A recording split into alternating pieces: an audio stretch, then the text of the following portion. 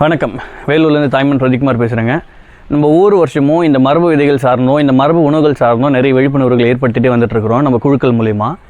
இந்த வருஷமும் பார்த்திங்கன்னா ஒவ்வொரு மாவட்டத்தில் இருந்ததை இன்றைக்கி ஒரு கிராமத்துக்கும் கொண்டு போய் சேர்க்கணுன்ற விதத்தில் நம்மளுடைய கிராமத்திலே முதல் இதை தொடங்கியிருக்கிறோம். அணைக்கட்டில் இந்த வருஷம் 13ஆம் தேதி ஜூலை மாதம் நம்ம ஊரில் இருக்கக்கூடிய கெங்கநல்லூர் விழா மேடையில் இந்த திருவிழாவை முன்னெடுத்துருக்கிறோம். அதாவது உணவு திருவிழாங்க.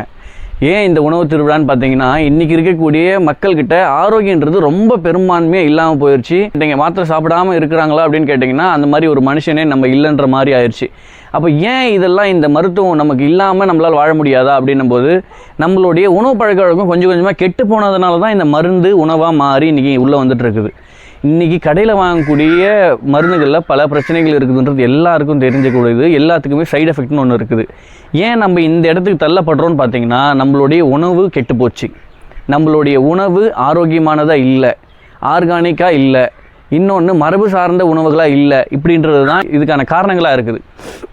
அப்போ இதை சரி செய்யணும் போது நம்ம என்ன பண்ணணும்னா, நம்மளுடைய முன்னோர்கள் வழியை மட்டும்தான் பின்பற்றினா மட்டும்தான் முடியுன்றது தான் தெரிய வருது. அதனால தான் நம்ம கொஞ்ச காலம் இதை பின்னோக்கி இழுக்கிறோம்.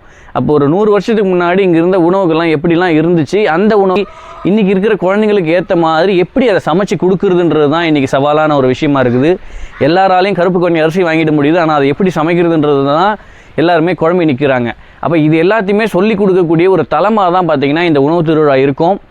ஒரு 5-6 வருஷமாக நம்ம கண்ணெதிரில் பார்த்துட்ருக்குறோம் நம்ம அக்கா ரேகாக்காவை.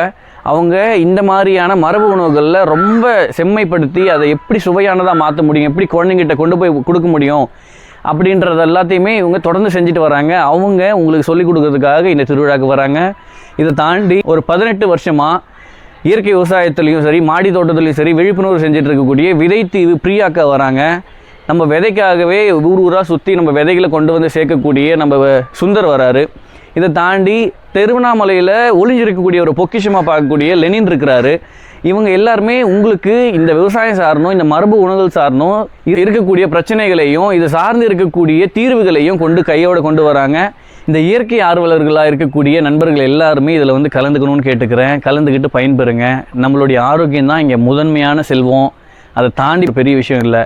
அப்போ இதை முதல் நம்ம சரிப்படுத்திக்கணும் அப்படின்றது நம்ம முக்கியமான ஒரு குறிக்கோளாக நம்ம எடுத்துக்கணும். இந்த உணவு முறையை மாற்றணும். வாங்க எங்களோட கலந்து இந்த வேலைகளை தொடங்குவோம். நன்றி, வணக்கம்.